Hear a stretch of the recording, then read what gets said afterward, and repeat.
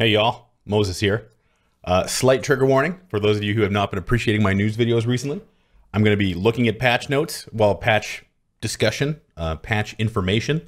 I'm going to be talking about it. There's not going to be any gameplay today. I just wanted to get this kind of reaction out as quickly as possible. Not to say that I rushed, but if you are looking for gameplay or you're looking for anything other than patch note discussion or information that you might have already read or known from before, I encourage you to move on because that's what we're doing today. Let's jump right in. So we got some elaboration from the tweet that went out last night that vaulting will be coming next week. Not only is vaulting coming next week, but there's also new stuff coming in the PC 1.0 test phase. This is no longer, from my end, my estimation, a vaulting and climbing test server. This is a PC 1.0 test server, so that changes things significantly. So yes, vaulting and climbing will be going in, as well as the key changes of client and server optimization, changes in vehicle driving, and a ballistics overhaul. So let's see what they have to say. So essentially, this big first portion here is talking about vaulting and climbing. I've already kind of skimmed through it, but let me kind of pick out the fun nuggets here. So objects which are chest level can be scaled with a weapon in hand. Taller structures that require pulling up to vault need to be performed with both hands free of any items. They will be holstered automatically when the animation is played. Running towards the obstacle will generate momentum that will ensure faster motion. Performing the action from a stationary position is also possible, but the animation played will be slower, leaving players vulnerable for a longer period of time. Now, there's a few other things in here that I think are kind of interesting. You can vault objects that are up to 2.3 meters. So that's fairly high. I don't know what the players technically measure in the game, but I think that sounds about a little bit taller than what the player model is, plus maybe a little bit more. I don't know how they actually scale this stuff, but essentially almost any static object that meets the dimension criteria can be scaled.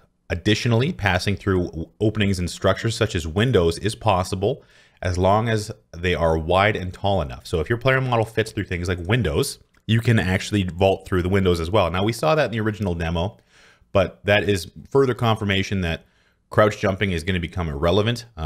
So that's a good thing. I mean, a lot of players might not have mastered it or don't even know what it is. And having that accessible to everybody will even the playing field and maybe kind of make it less of a skill tactic that only certain players know about. This will be relatively accessible for everybody. So it sounds like this is supposed to be quite fluid, which is exactly what we want. We want to get rid of the problems for the players who need to rely on fast and effective means of jumping over on top of boxes, containers, fences, etc. So essentially they're saying we recognize it is hard to get around the map. This is what the system is designed to combat. So that's what this is about. So due to the nature of this system, we expect possible bugs and problems to occur. Ironing out this feature may take some time, but we do hope you will have a lot of fun with it and make great use of it. So the translation here is that I hope you expect to launch 800 feet into the sky when the animation bugs out or something happens where it doesn't know what to do with your character based on the mechanics of the game. Because PlayerUnknown said yesterday in his on-stage speech that the map as it was designed was not supposed to have vaulting implemented. It was not supposed to even be in early access. It was supposed to be something that was implemented after launch, but Bluehole basically came in and said, no, we're doing it now. So that's what's happening.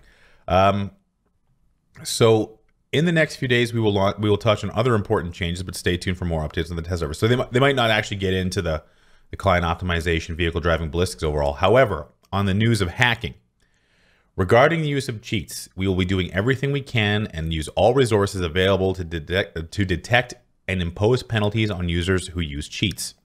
Recently, we have implemented new measures to better identify and track their usage. We have designed reliable systems to do this more efficiently than before. For a very long time, our development team has been analyzing data from a large pool of users who show abnormal gameplay behavior to build a system that helps us positively identify cheaters. We are now able to use the system to ban these users more proactively. Using this system, we have already identified and banned about 20,000 additional cheaters in only one day. This is only a start. On top of BattlEye, we will use a monitoring system to strengthen our efforts to prevent use of cheats and impose penalties on them. We promise you that we will continue to do our best to quickly find and ban people who use cheats. We hope you will start to see an improvement going forward.